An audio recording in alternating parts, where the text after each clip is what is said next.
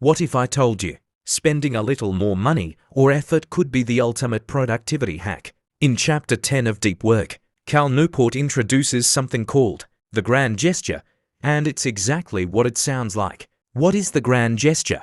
The grand gesture is when you make a significant, visible commitment to a project, often involving time, money, or a big lifestyle change to push yourself into deep focus. It's about raising the stakes so high that you can't afford to be distracted. Examples: J.K. Rowling booked a luxury hotel to finish Harry Potter. Bill Gates took week-long think weeks away from all work interruptions. Writers rent cabins in the woods to finish their books. Why it works. Our brains respond to urgency and investment. When you put real skin in the game, money, travel, public commitments, your mind shifts into high-performance mode. It's psychological. You have to deliver because you've made a bold move that says, I'm all in. How to use the grand gesture. Step 1.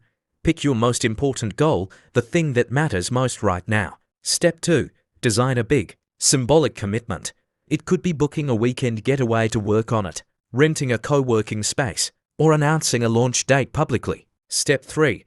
Remove all distractions so that the only option is progress. My tips. The gesture doesn't have to be expensive. It just needs to feel like a big deal to you. Tie it to a specific, measurable outcome. Use it sparingly. If you do it all the time, it loses its power. Sometimes, focus requires more than just willpower.